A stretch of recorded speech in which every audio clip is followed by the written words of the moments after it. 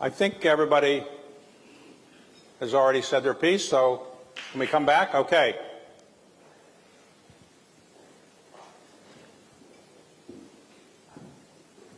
All right, so Glenn, when you were growing up in Virginia, did your parents ever bring you to the mall? Well, first of all, welcome everybody. Welcome. And I want to add my thanks to the great comments from both the First Ladies, to all of you for supporting the National Mall. America's front yard is really important, not just to Washington and not just to Maryland and Virginia, but to our entire nation and the world. And so the fact that all of you are willing to come together, not just to support it, but more importantly, to celebrate it, that's what today is all about. And so thank you. Thank you, thank you. So David, one of the joys of growing up in Virginia is we are steeped in America's history all the time. And one of the great gifts is in elementary school and particularly in middle school, most of Virginia students get a chance to come to Washington, D.C. and visit not just our heads of state and places where government is housed, but the National Mall. And when I was in what is now middle school, we took that trip. And I remember that trip like it was yesterday. I remember it because we had not the best lunches, which is something that every 12 or 13-year-old's really focused on. But I remember the impact that it had on me because I had a chance to see all of the great historical leaders, to see the great museums that told our nation's history. But on top of that, I had a chance to see it all in one place. And that's what's so exciting. So you did come here. We did. Okay. So equal time. Did you come here as well? Ever? Your mother ever bring you here? You know, I actually did not spend a whole lot of time on the mall, honestly, coming up. My appreciation for the mall really did not start until I got older. And you know, one of the things I come to love and appreciate about it is it's a celebration of this country, but it's not a celebration of the country's perfection. It's an honest portrayal about the American journey. You know, I love the fact that the mall is a place where, you know, we can talk about people and celebrate people who did heroic actions at a time when our country was really struggling with itself, struggling with others, but how it's a celebration of people who just reflect the fact that, you know, that when you think about in America's most complicated moments, there was really two things that have gotten us through, and that's God's grace and heroic actions, heroic leadership. That's it. And so, you know, one of the things I really came to appreciate about the mall as I got older is that, you know, that this is a place that can have an acknowledgement of the Vietnam War and our Vietnam War veterans. That this is a monument that can have, you know, have a tribute to Abraham Lincoln, our leader during the middle of a brutal civil war. That this is a place that can have a tribute to Dr. Martin Luther King Jr., a person who helped to lead this country when, you know, during a time, and in many cases, and still many times right now, where the racial history of the U.S. is still being pressure tested. And so it's one of the things that I did not have a full appreciation and a full love of the mall until I was able to really appreciate why it's so important to us. All right, Suzanne, you grew up in Texas, so you probably weren't coming to the mall all the time, but when I did not get to come in 8th grade. But when you were raising your family with Glenn in Virginia, did you ever bring them to the mall or any museums or anything like that? We absolutely did. The very first time I visited the mall, I was 21 years old. I came here as a summer intern in between my junior and senior years of college. I lived in the dormitories at Georgetown University, and really immersed myself as a young person in everything that DC had to offer, including co-ed softball on the mall, which is a fan favorite of young people. So it's been a very important part of our lives, my life, since then, when Glenn was getting out of Harvard Business School and we were discerning where to go. Virginia, to me, was a tremendously exciting proposition. His family was here, which made sense, but I was just thrilled to get back and to learn more. Okay. Let me ask you a question I teased a bit before. When there was a tragedy recently in Texas, there was a flash flood. Where were you at that time? I was in Texas on the Guadalupe River, and I was awoken at 3:50 a.m. by my nephew, who is in the Navy. He's down in Pensacola. He was in his boxer shorts covered with debris, and he came into my room and said, "Aunt Sissy, you've got to get up now and get out. The water's rising."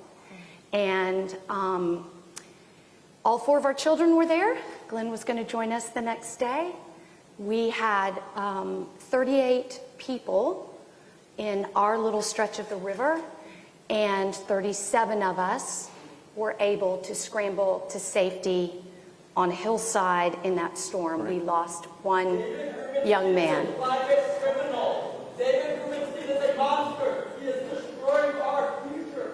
David Rubenstein has invested billions of dollars in fossil fuels. It is an average of their platform. Well, so as I understand it, you had the opportunity to take a helicopter to get out, but you chose not to do that. Is that right? I wouldn't make my proposition that glamorous. What I would say is there was obviously concern because, as the Moores know, our incredible detail is so dedicated to our safety, to our well-being. They are the most brave men and women I know, and I was separated from them. They were on the other side of the river.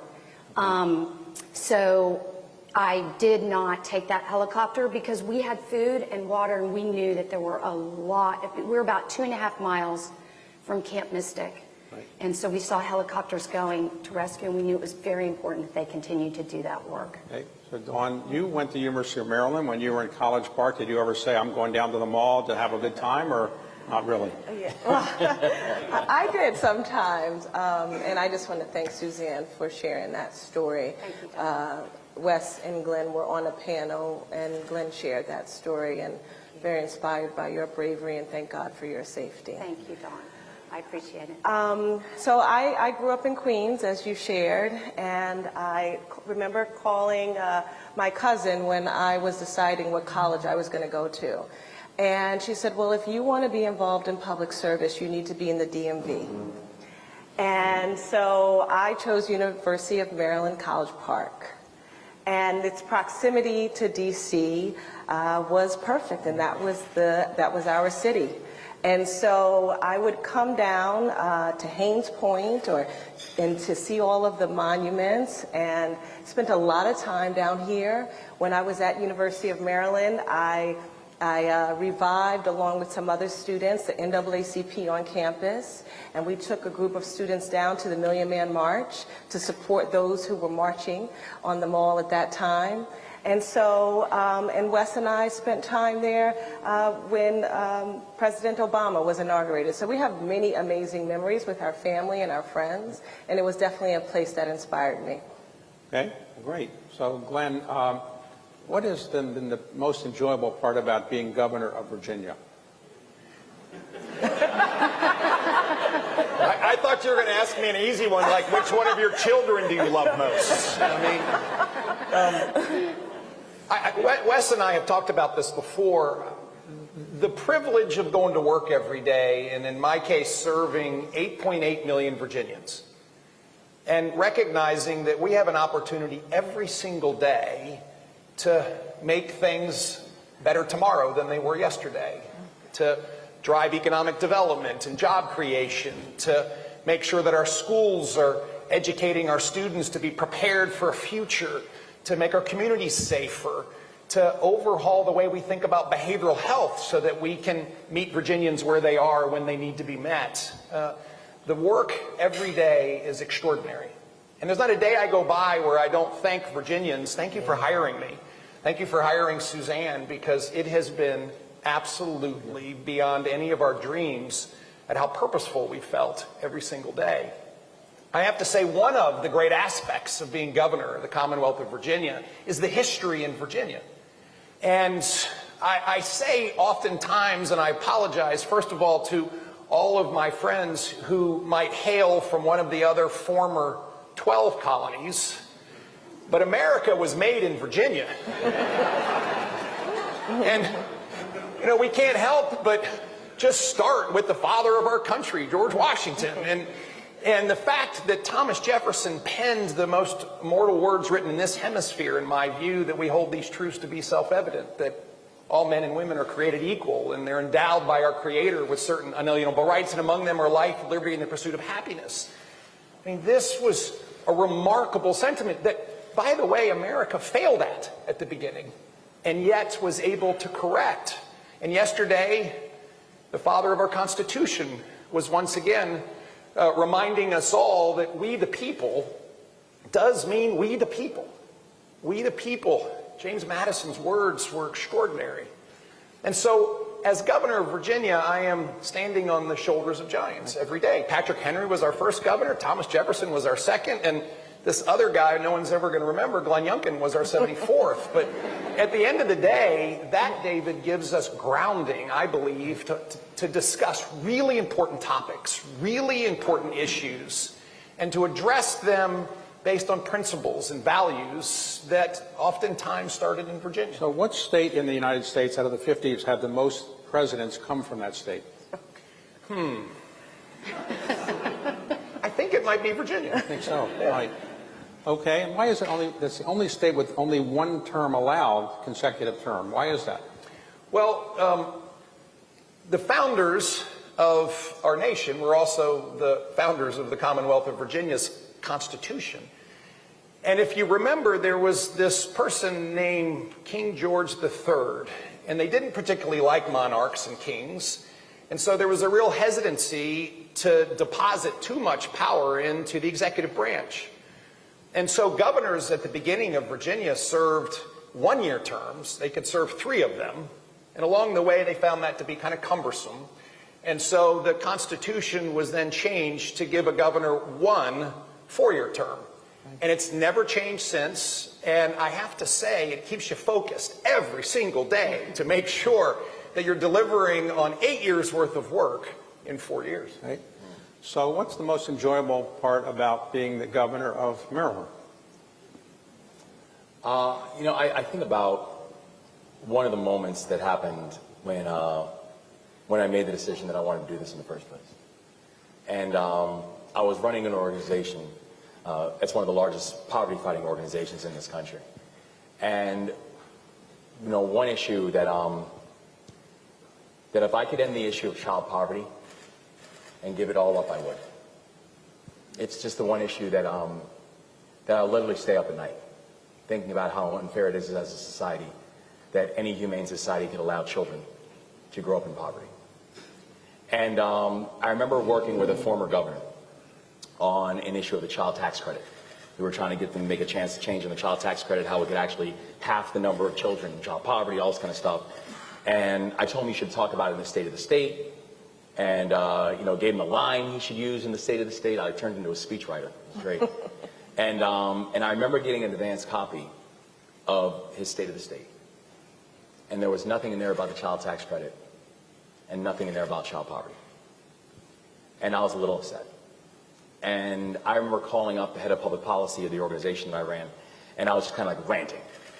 And after I breathed, after like 5 minutes, he finally said to me, he said, listen, we worked for 6 months to try to get him to include a line in the speech. But what if you could write the whole speech? And that was the point, is that as a governor, you get to write the whole speech. And I'll never forget how my first State of the State address that I gave to the state of Maryland, I probably devoted about 15 minutes of that speech about what we're going to do to address the issue of child poverty inside the state of Maryland, to include making the child tax credit permanent and actually having an enhanced earned income tax credit. And so that's what I love about it, is that, you know, when you're campaigning, people come up to you and they tell you, you know, here's an issue that I care deeply about. And when you're campaigning, you can say, this is really important. I want to do something about it. But when you're governor, you can actually do something about it. So, Suzanne, when you finish as First Lady, what will you feel that is the most important thing you've accomplished as First Lady of the state of the Commonwealth of Virginia? Well, there's no blueprint, as Dawn knows. What's the compensation you get to be First Lady? I'm still waiting to see what I get in January. Thanks, David. Thanks for that. That's great. Yeah, it's going to be exciting. Yeah, good idea, Susan. Yeah, good idea.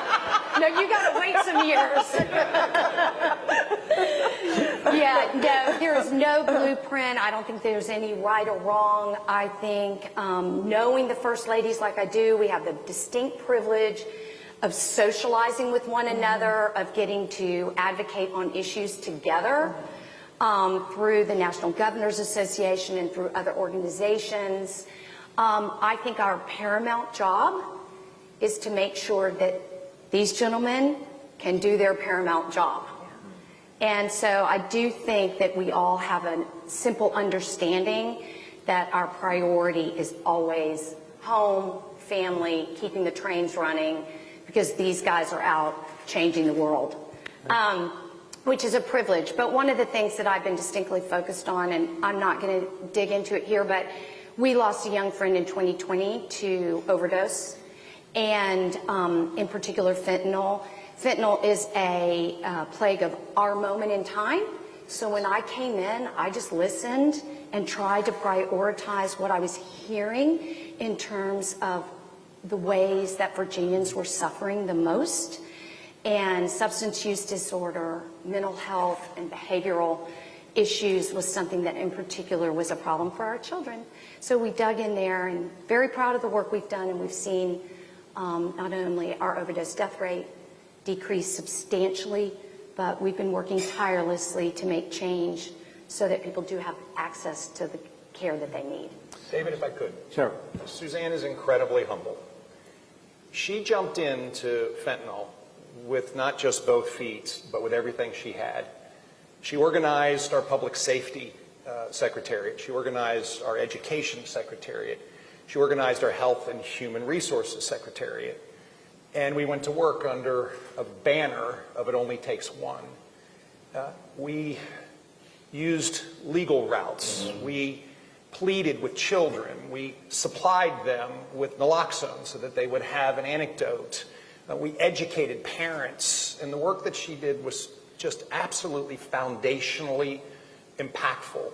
And I will say Virginia has now led the nation in reducing fentanyl overdoses at 45% reduction over the course of the last year. And so you just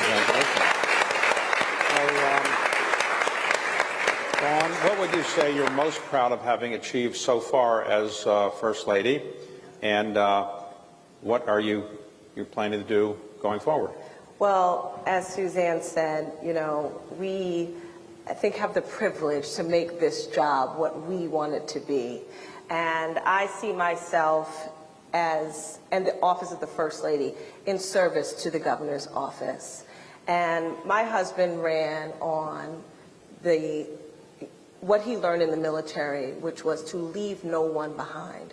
And so when I think about the planning of what we do in our office and the work that we do, I always have that at the forefront, because it is no longer just a campaign line or a slogan. It has become the governing philosophy of the Moore Miller administration. And so I have done work that I'm very proud of around military families. I was the First Lady in almost 20 years to testify before the General Assembly on the importance of hiring our active military spouses, because they were the ones who were often, highly qualified and moving around, serving our country, serving our state, but often not being able to find jobs that fulfill the work that they are able to do.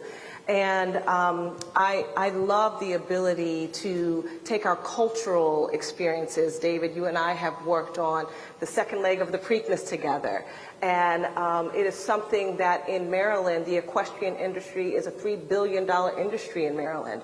And so that is one of our crown jewels, and I was excited to work alongside so many people with that great initiative. And then I care deeply about women's economic empowerment. I've done much work around that. Arts and culture. We have taken our governor's mansion and turned it into a place that is representative of all Marylanders. So I'm very proud of the work that we have been able to do. Okay. Glenn, you will not be governor in next July, I think, right? You'll be termed out. But what are you doing to help the Commonwealth of Virginia get ready for the 250th anniversary? Any thoughts about what you are doing or anything connected to the mall? Well, once again, Virginia sits in a rather advantageous place.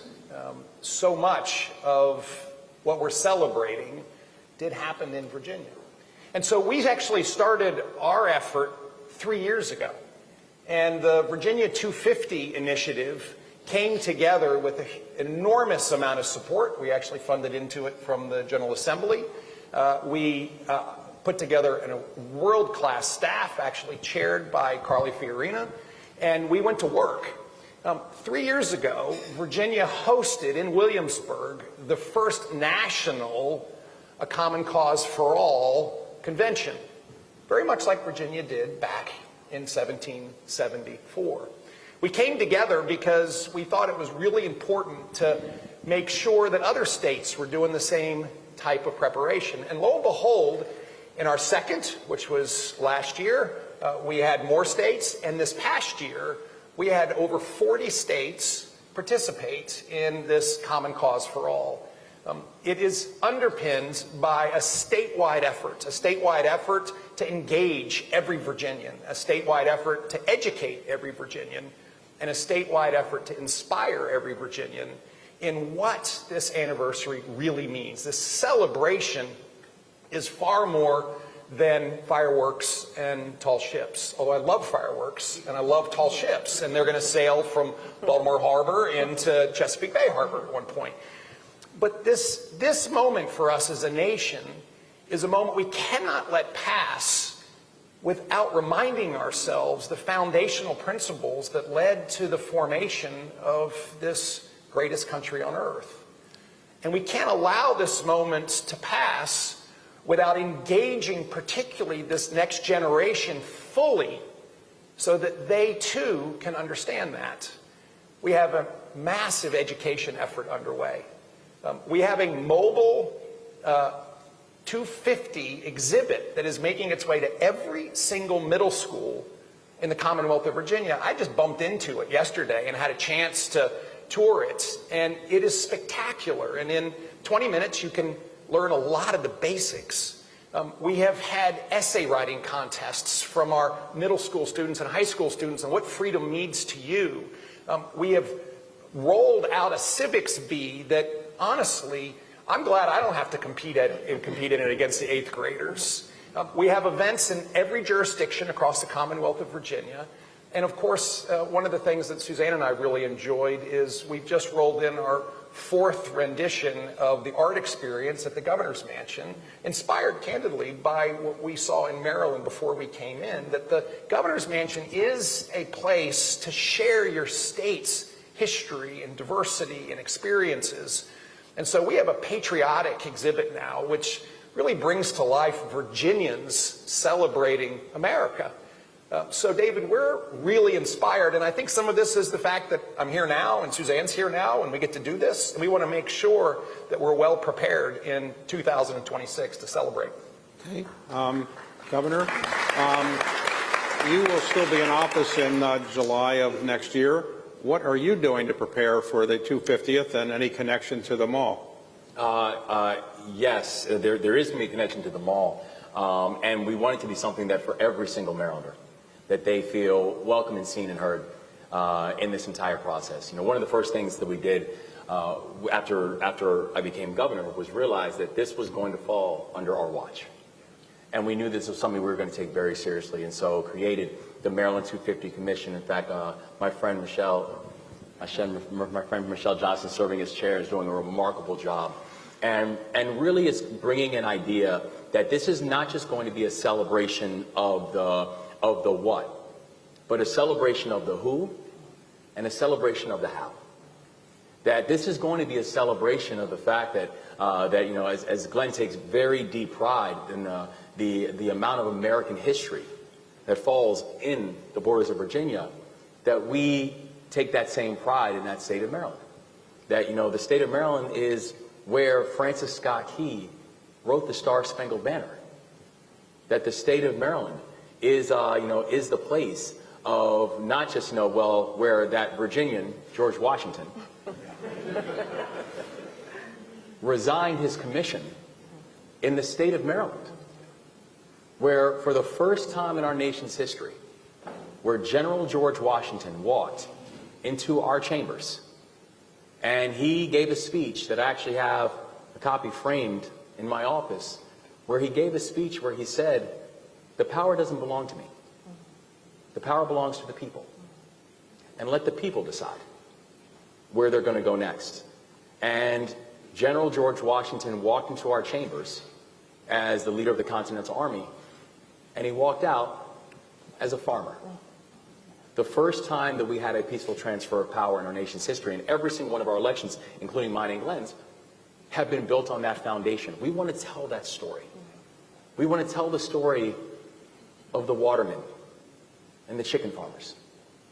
We want to tell the story of both the glories that we've had within the state of Maryland, but also the tragedies that we've had in the state of Maryland. And talk about how the beauty of the 250th is not the 250th is a completion of something. It's a continuation of arguably the greatest experiment in world history, which is this country. This idea that we're bringing people from all over to tell that regardless of backgrounds, that we're here now as part of a larger mosaic that the whole world looks at and admires. And so we're very proud of the work that's happening with the commission. And we're very proud that we think this is going to be a chance for Maryland to play an important role and a real celebration of this larger American journey that's taking place. So, in the time we have remaining, just curious, clearly, to be governor of these states, you don't need to have the same hairstyle. Your hairstyle is a little unique. Was that the one you always adopted, or have you always had that? Well, it's actually funny. I was sent to military school when I was like 13 years old because of some issues that I was having. And I started shaving my head there, and then eventually just stopped growing. I was like, well, I guess I'll just keep it then. So, but I figured it would. If I ever tried to grow my hair like Glenn, I would probably embarrass myself pretty historically. So, and if I wore my hair like Wes, it wouldn't go over there.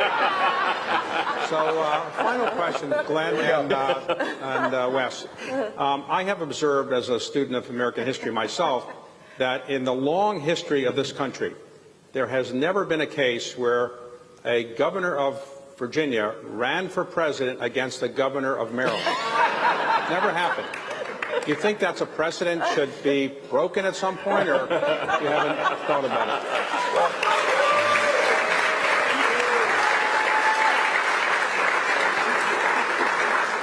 So, David, I'm a little bit of a student of history, and there's never been an owner of the Baltimore Orioles run for president either.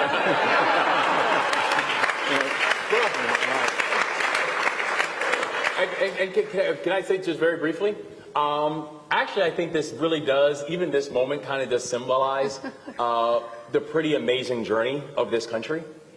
Because if you think about it, think about where the founders and the originators, their idea that we would have a celebration of America's 250th with, a governor who'd never run for office before in his life, with a Jewish kid from Baltimore who has become one of the great philanthropists of his time, of a kid who grew up from an immigrant single mom who became the first black governor in the history of their state. Like, to think about what this means in celebration of a 250th of this country, this really is a pretty remarkable moment. And I mean, Okay.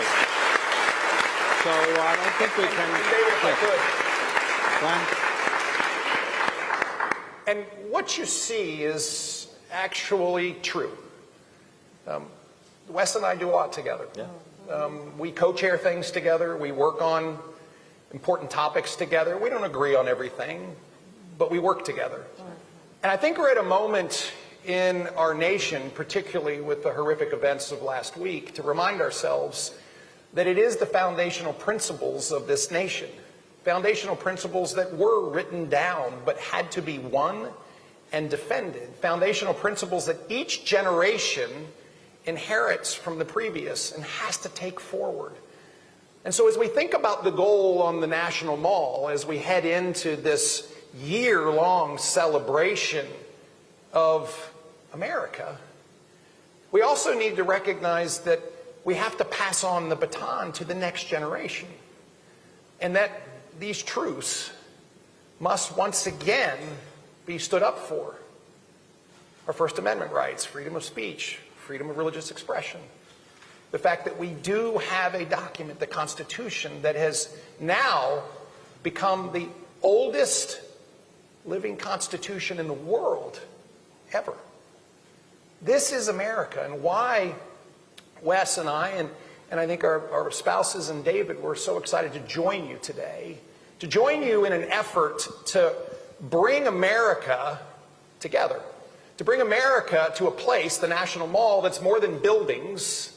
It's a place that events happen, that formed history. Dr. Martin Luther King Jr.'s I Have a Dream speech changed history. Inaugural speeches, we may each have our own favorite. I still love Ronald Reagan's speech in 1981. Moments where we as a nation expressed ourselves. And finally, a mall that stands as a place of gathering today, whether it's pickleball or softball or walks or runs. This is why this space is so important, and it's why I believe the work that you all are doing, supported by people all over the country and the world, is so important. And so I just want to again reiterate a thank you to all of you for caring deeply for America, caring deeply for helping all Americans and everyone from around the world understand what we stand for. And I cannot wait to be standing among you next year on July 4th, 2026, celebrating the 250th anniversary of this great nation. So, thank you. Thanks very much. Thank you. Thank you. Okay, thank you all. Thank you. That's a great job. All day.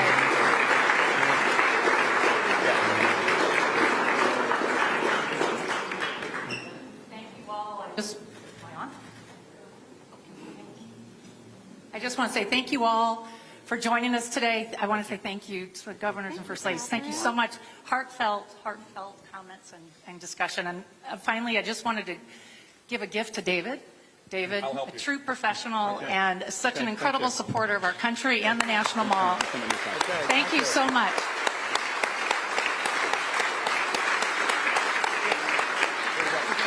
Thank you all.